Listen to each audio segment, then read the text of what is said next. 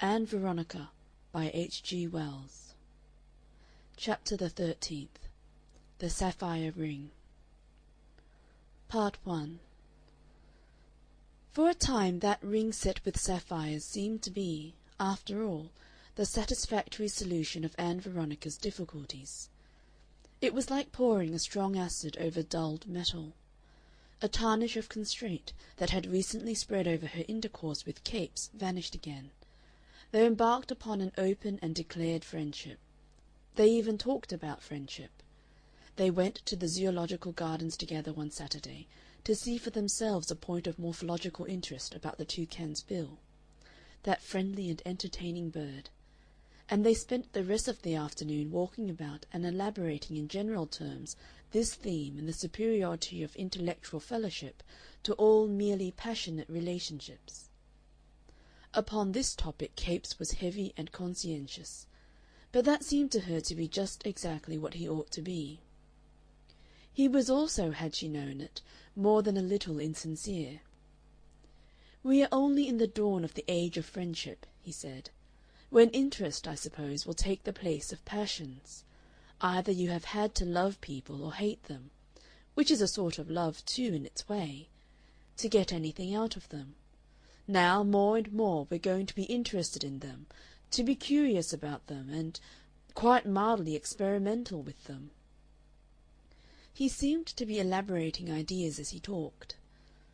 They watched the chimpanzees in the new apes' house and admired the gentle humanity of their eyes, so much more human than human beings, and they watched the agile gibbon in the next apartment doing wonderful leaps and aerial somersaults. "I wonder which of us enjoys that the most," said Capes. "Does he, or do we?" "He seems to get a zest." "He does it and forgets it. We remember it. These joyful bounds just lace into the stuff of my memories and stay there forever. Living's just material." "It's very good to be alive." "It's better to know life than be life."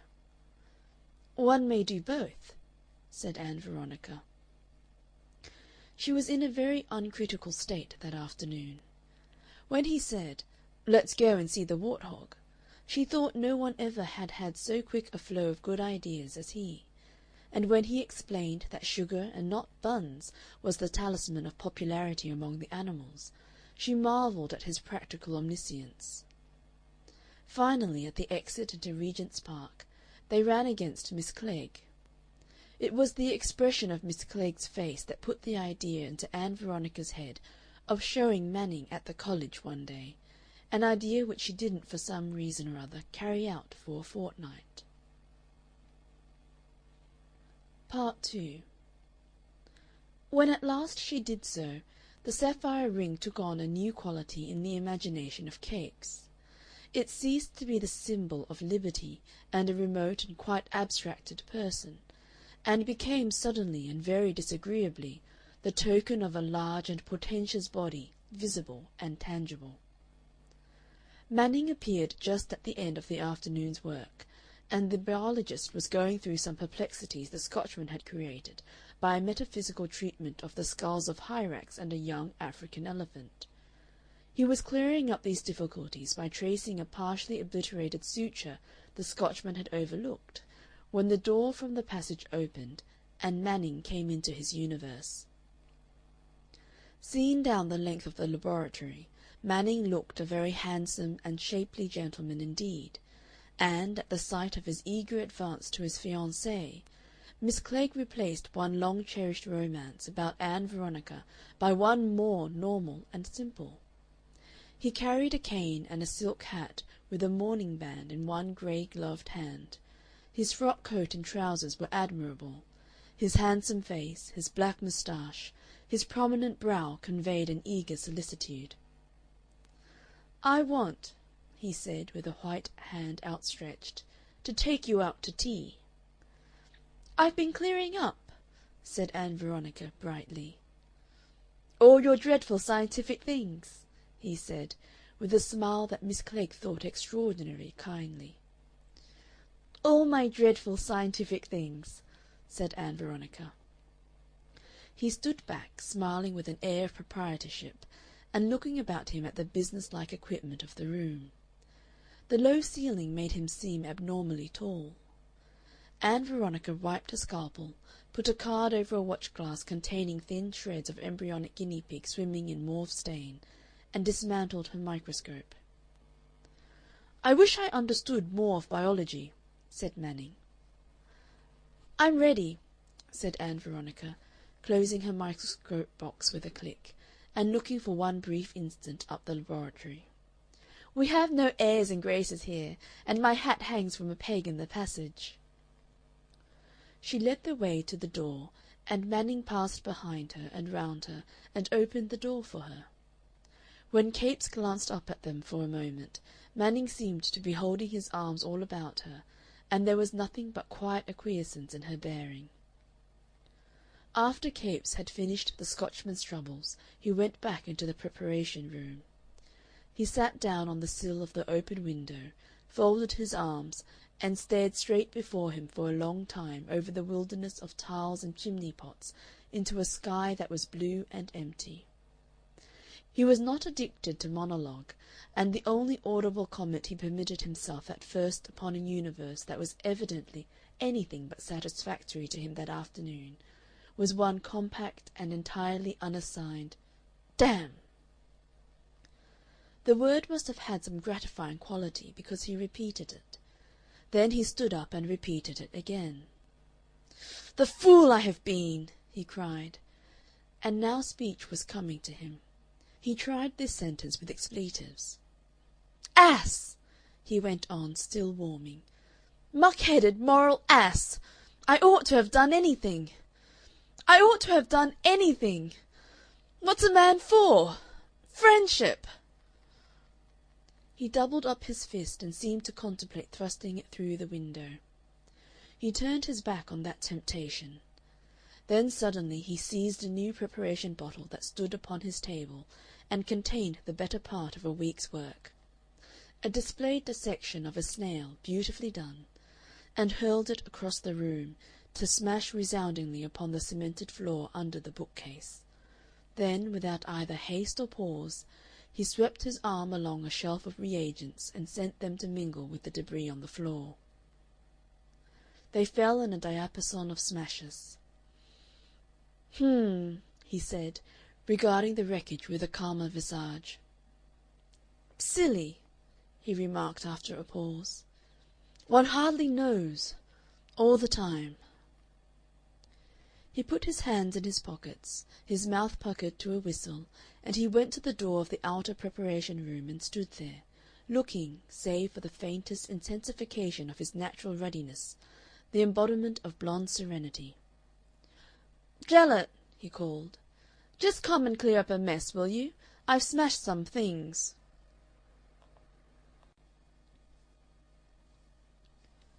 Part 3. There was one serious flaw in Ann Veronica's arrangements for self-rehabilitation, and that was Ramage. He hung over her, he and his loan to her and his connection with her, and that terrible evening, a vague, disconcerting possibility of annoyance and exposure. She could not see any relief from this anxiety except repayment, and repayment seemed impossible. The raising of £25 was a task altogether beyond her powers. Her birthday was 4 months away, and that, at its extremest point, might give her another £5. The thing rankled in her mind night and day. She would wake in the night to repeat her bitter cry, "Oh, why did I burn those notes?" It added greatly to the annoyance of the situation that she had twice seen Ramage in the avenue since her return to the shelter of her father's roof. He had saluted her with elaborate civility, his eyes distended with indecipherable meanings. She felt she was bound in honor to tell the whole affair to Manning sooner or later. Indeed, it seemed inevitable that she must clear it up with his assistance, or not at all. And when Manning was not about, the thing seemed simple enough. She would compose extremely lucid and honorable explanations. But when it came to broaching them, it proved to be much more difficult than she had supposed. They went down the great staircase of the building, and, while she sought in her mind for a beginning, he broke into appreciation of her simple dress and self-congratulations upon their engagement. "It makes me feel," he said, "that nothing is impossible, to have you here beside me. I said that day at Surbiton, 'There's many good things in life, but there's only one best, and that's the wild-haired girl who's pulling away at that oar. I will make her my Grail, and some day, perhaps, if God wills, she shall become my wife.'" He looked very hard before him as he said this, and his voice was full of deep feeling. "Grail!" said Ann Veronica, and then, "Oh, yes, of course. Anything but a holy one, I'm afraid." "Altogether holy, Ann Veronica. Ah, but you can't imagine what you are to me, and what you mean to me. I suppose there is something mystical and wonderful about all women." "There is something mystical and wonderful about all human beings. I don't see that men need banquet with the women." "A man does," said Manning. "A true man, anyhow. And for me there is only one treasure house. By Jove, when I think of it, I want to leap and shout." "It would astonish that man with the barrow." "It astonishes me that I don't," said Manning, in a tone of intense self-enjoyment. "I think," began Ann Veronica, "that you don't realize—" He disregarded her entirely. He waved an arm and spoke with peculiar resonance. "I feel like a giant. I believe now I shall do great things. Gods, what it must be to pour out strong, splendid verse. Mighty lines, mighty lines. If I do, Ann Veronica, it will be you. It will be altogether you. I will dedicate my books to you. I will lay them all at your feet." He beamed upon her. "I don't think you realize," Ann Veronica began again, "that I am rather a defective human being." "I don't want to," said Manning. "They say there are spots on the sun. Not for me. It warms me and lights me and fills my world with flowers. Why should I peep at it through smoked glass to see things that don't affect me?" He smiled his delight at his companion. "I've got bad faults." He shook his head slowly, smiling mysteriously. "But perhaps I want to confess them." "I grant you absolution." "I don't want absolution. I want to make myself visible to you." "I wish I could make you visible to yourself. I don't believe in the faults. They're just a joyous softening of the outline, more beautiful than perfection, like the flaws of an old marble. If you talk of your faults, I shall talk of your splendors." "I do want to tell you things, nevertheless." "We'll have, thank God, 10 myriad days to tell each other things. When I think of it... But these are things I want to tell you now." "I made a little song of it. Let me say it to you. I've no name for it yet. Epithalamy might do. Like him who stood on Darien, I view uncharted sea, 10,000 days, 10,000 nights, before my queen and me. And that only brings me up to about 65. A glittering wilderness of time, that to the sunset reaches, no keel as yet its waves has ploughed or gritted on its beaches. And we will sail that splendor wide from day to day together, from isle to isle of happiness, through years of God's own weather." "Yes," said his prospective fellow-sailor, "that's very pretty." She stopped short, full of things unsaid. Pretty! 10,000 days, 10,000 nights. "You shall tell me your faults," said Manning. "If they matter to you, they matter." "It isn't precisely faults," said Ann Veronica. "It's something that bothers me." 10,000! Put that way, it seemed so different. "Then assuredly," said Manning. She found a little difficulty in beginning. She was glad when he went on. I want to be your city of refuge from every sort of bother. I want to stand between you and all the force and vileness of the world. I want to make you feel that here is a place where the crowd does not clamour, nor ill winds blow." "That is all very well," said Ann Veronica, unheeded. "That is my dream of you," said Manning, warming. "I want my life to be beaten gold just in order to make it a fitting setting for yours. There you will be in an inner temple. I want to enrich it with hangings and gladden it with verses. I want to fill it with fine and precious things, and by degrees, perhaps, that maiden distrust of yours that makes you shrink from my kisses will vanish. Forgive me if a certain warmth creeps into my words. The park is green and grey to-day, but I am glowing pink and gold. It is difficult to express these things."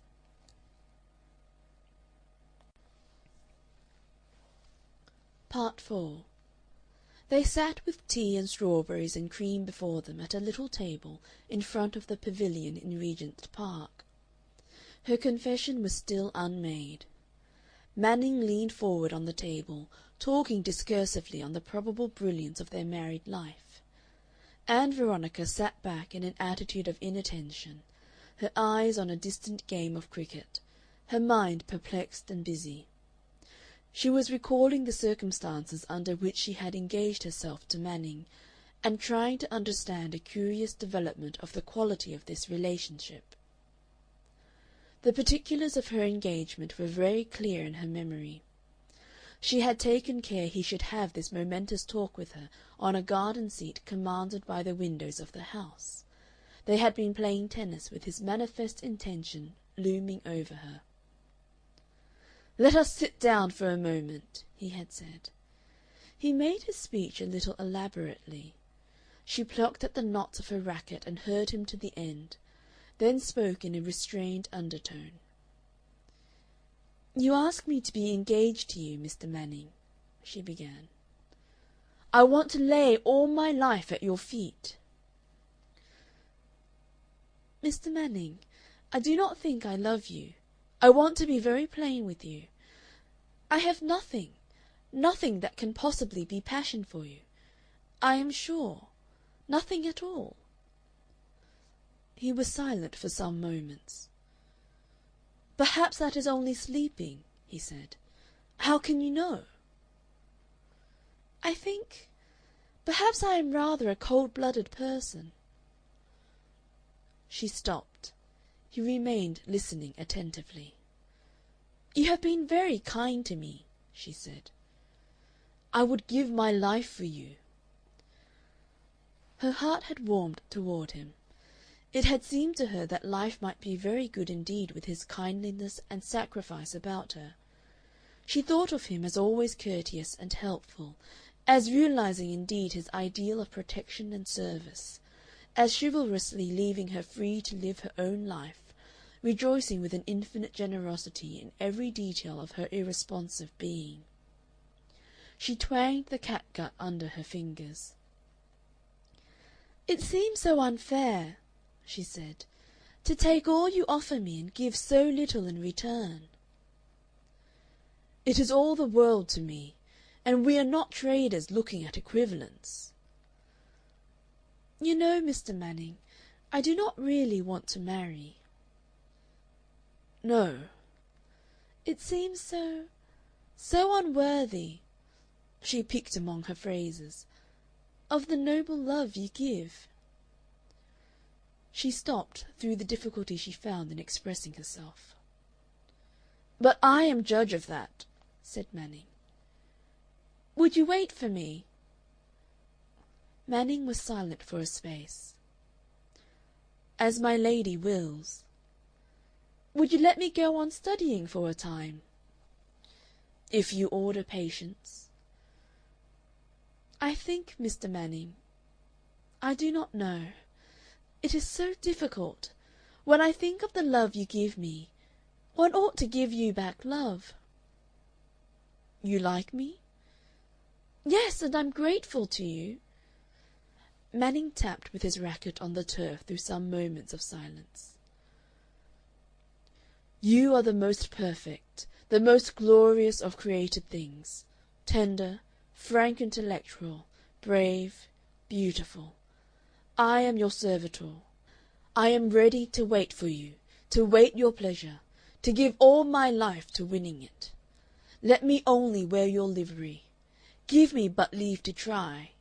You want to think for a time, to be free for a time. That is so like you, Diana, Pallas Athene. Pallas Athene is better. You are all the slender goddesses. I understand. Let me engage myself. That is all I ask." She looked at him. His face, downcast and in profile, was handsome and strong. Her gratitude swelled within her. "You are too good for me," she said in a low voice. "Then you will?" A long pause. "It isn't fair." "But will you?" "Yes." For some seconds he had remained quite still. "If I sit here," he said, standing up before her abruptly, "I shall have to shout. Let us walk about. Tum, tum, tirray, tum, tum, tum, ta-dum. That thing of Mendelssohn's. If making one human being absolutely happy is any satisfaction to you." He held out his hands, and she also stood up. He drew her close up to him with a strong, steady pull. Then suddenly, in front of all those windows, he folded her in his arms and pressed her to him, and kissed her unresisting face. "Don't!" cried Ann Veronica, struggling faintly, and he released her. "Forgive me," he said, "but I am at singing pitch." She had a moment of sheer panic at the thing she had done. "Mr. Manning," she said, "for a time, will you tell no one? Will you keep this our secret? I'm doubtful. Will you please not even tell my aunt?" "As you will," he said. "But if my manner tells, I cannot help it if that shows. You only mean a secret for a little time?" "Just for a little time," she said. "Yes." But the ring and her aunt's triumphant eye, and a note of approval in her father's manner, and a novel disposition in him to praise Manning in a just, impartial voice, had soon placed very definite qualifications upon that covenanted secrecy.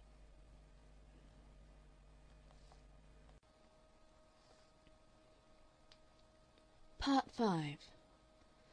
At first the quality of her relationship to Manning seemed moving and beautiful to Ann Veronica. She admired and rather pitied him, and she was unfeignedly grateful to him. She even thought that perhaps she might come to love him, in spite of that faint, indefinable flavor of absurdity that pervaded his courtly bearing.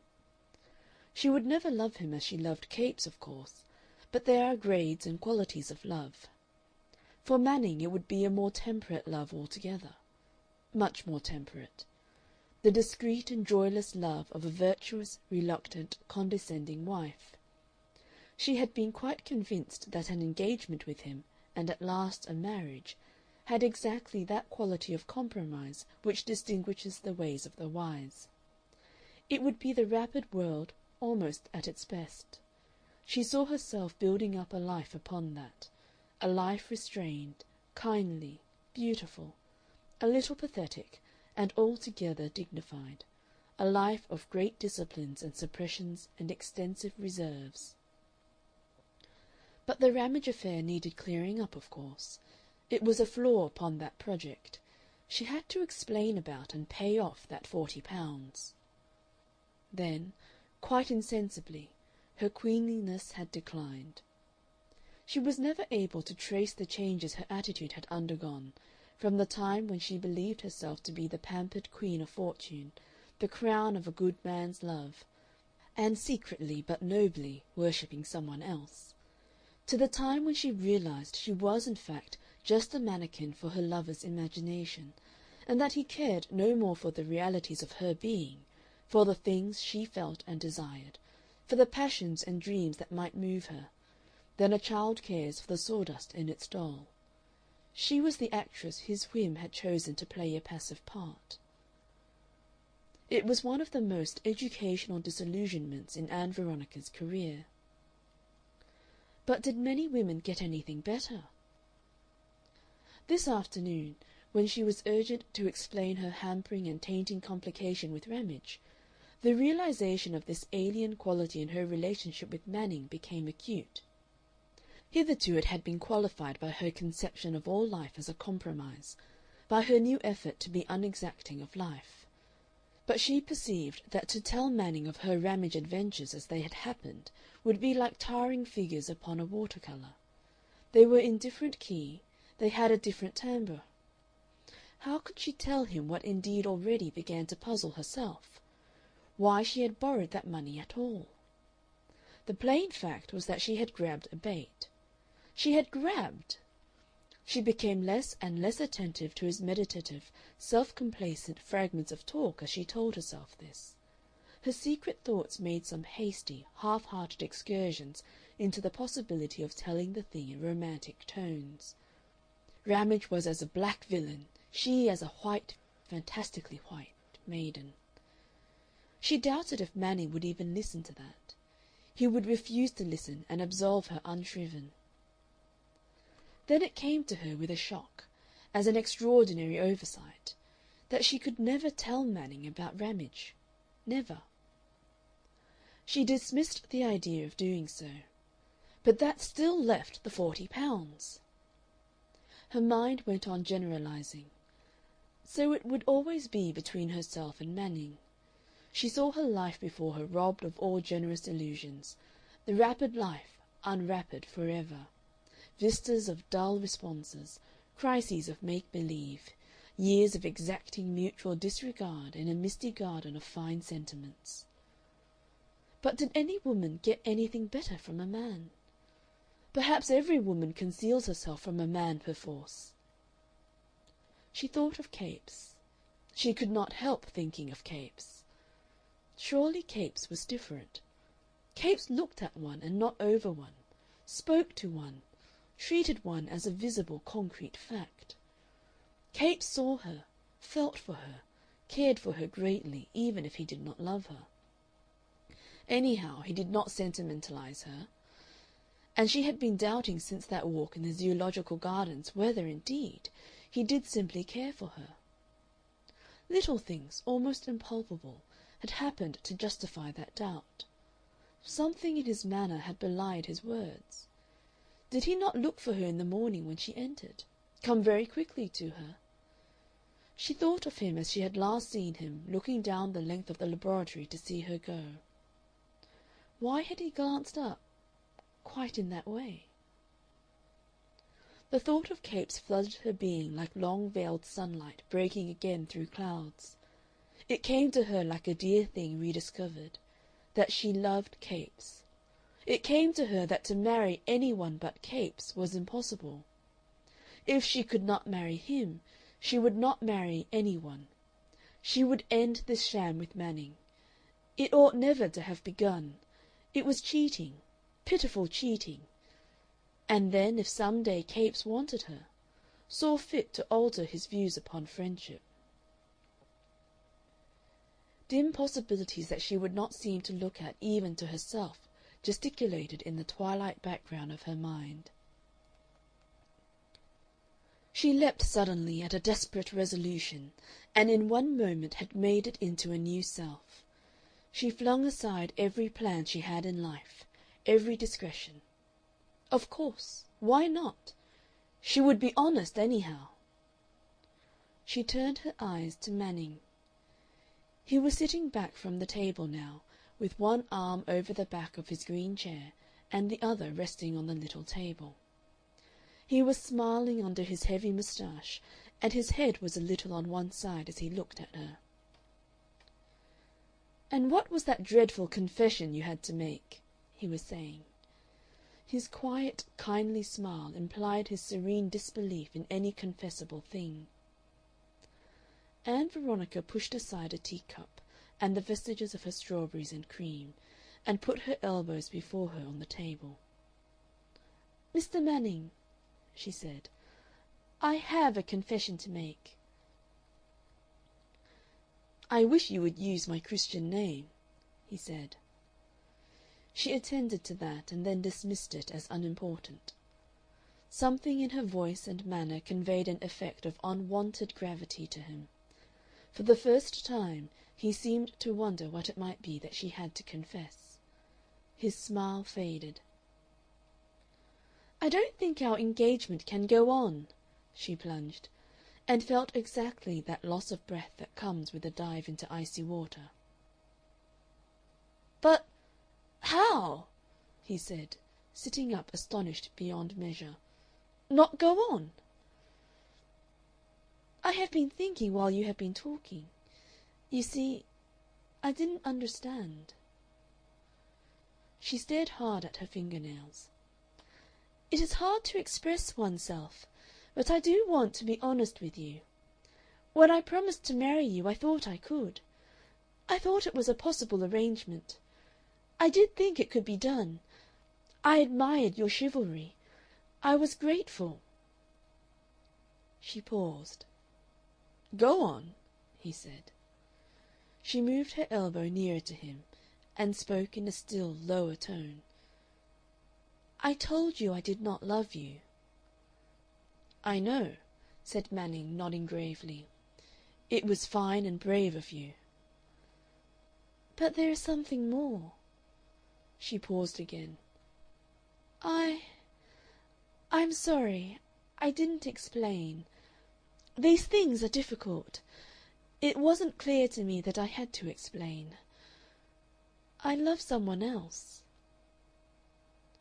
They remained looking at each other for 3 or 4 seconds. Then Manning flopped back in his chair and dropped his chin like a man shot. There was a long silence between them. "My God!" he said at last, with tremendous feeling, and then again, "My God!" Now that this thing was said, her mind was clear and calm.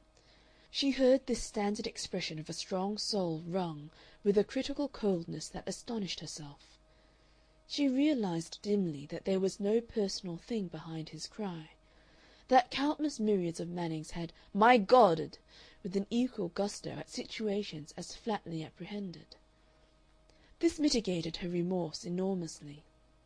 He rested his brow on his hand and conveyed magnificent tragedy by his pose.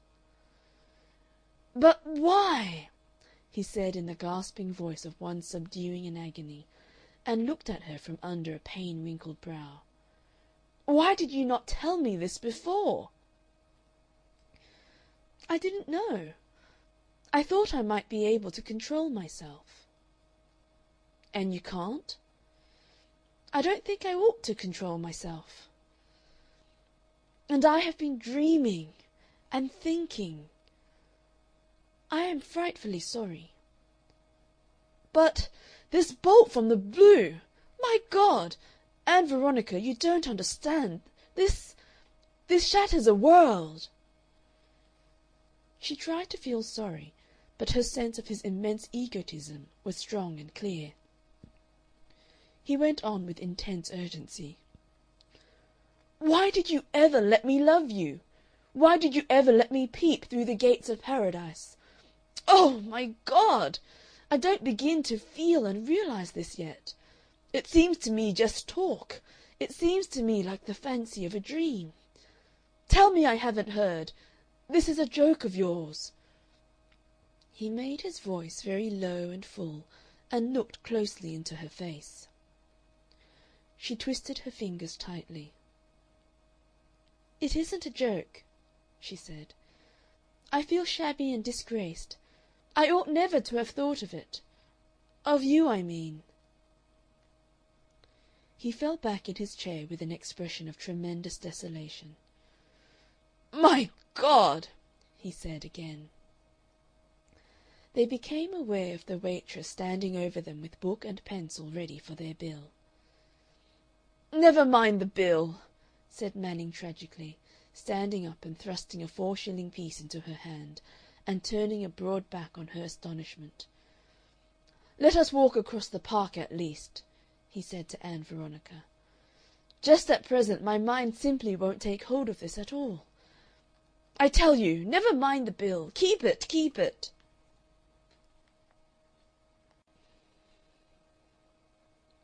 Part 6. They walked a long way that afternoon. They crossed the park to the westward, and then turned back and walked round the circle about the Royal Botanical Gardens, and then southwardly toward Waterloo. They trudged and talked, and Manning struggled, as he said, to get the hang of it all. It was a long, meandering talk, stupid, shameful, and unavoidable. Ann Veronica was apologetic to the bottom of her soul. At the same time she was wildly exultant at the resolution she had taken, the end she had made to her blunder. She had only to get through this, to solace Manning as much as she could, to put such clumsy plasterings on his wounds as were possible, and then, anyhow, she would be free, free to put her fate to the test. She made a few protests, a few excuses for her action in accepting him, a few lame explanations, but he did not heed them or care for them. Then she realized that it was her business to let Manning talk and impose his own interpretations upon the situations so far as he was concerned. She did her best to do this, but about his unknown rival he was acutely curious.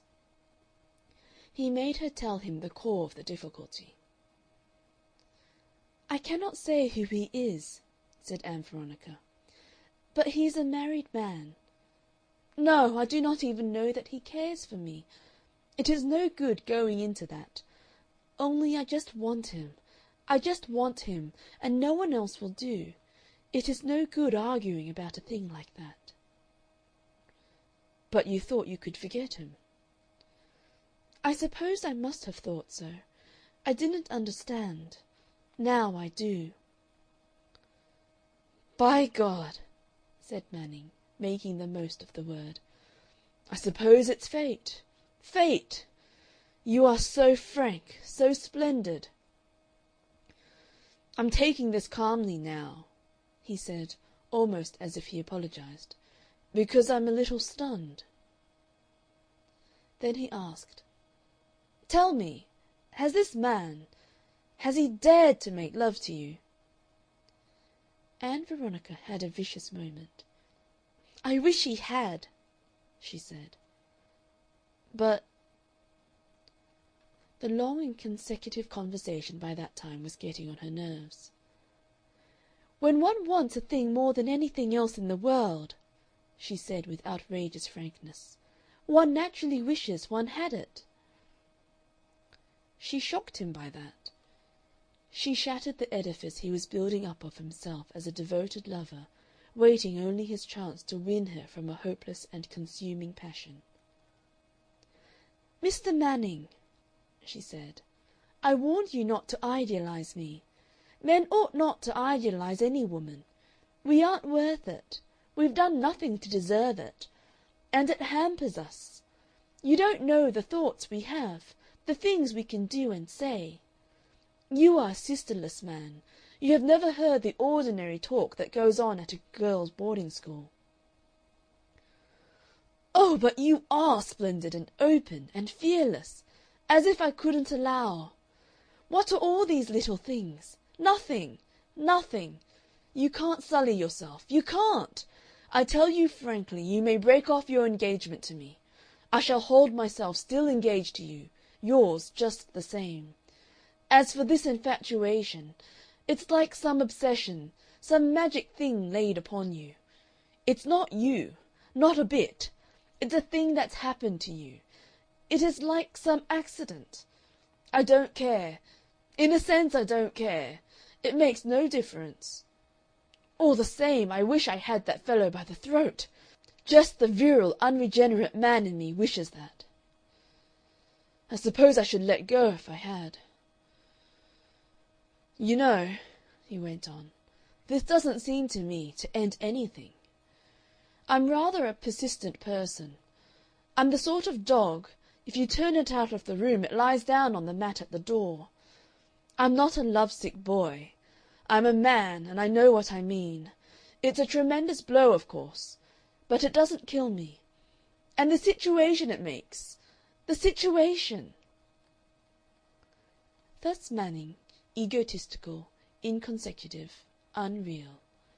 And Ann Veronica walked beside him, trying in vain to soften her heart to him by the thought of how she had ill-used him. And all the time as her feet and mind grew weary together, rejoicing more and more that at the cost of this one interminable walk she escaped the prospect of, what was it? 10,000 days, 10,000 nights in his company. Whatever happened, she need never return to that possibility. "For me," Manning went on, "this isn't final. In a sense it alters nothing. I shall still wear your favor, even if it is a stolen and forbidden favor, in my casque. I shall still believe in you, trust you." He repeated several times that he would trust her, though it remained obscure just exactly where the trust came in. "Look here!" he cried out of a silence, with a sudden flash of understanding. "Did you mean to throw me over when you came out with me this afternoon?" Ann Veronica hesitated, and with a startled mind realized the truth. "No," she answered, reluctantly. "Very well," said Manning. "Then I don't take this as final. That's all. I've bored you or something. You think you love this other man. No doubt you do love him. Before you have lived..." He became darkly prophetic. He thrust out a rhetorical hand. "I will make you love me, until he has faded, faded into a memory." He saw her into the train at Waterloo, and stood, a tall, grave figure, with hat upraised, as the carriage moved forward slowly and hid him. Ann Veronica sat back with a sigh of relief.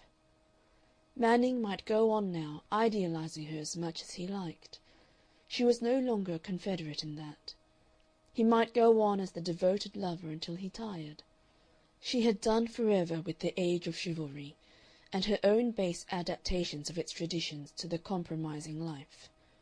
She was honest again. But when she turned her thoughts to Morningside Park, she perceived the tangled skein of life was now to be further complicated by his romantic importunity. End of chapter 13.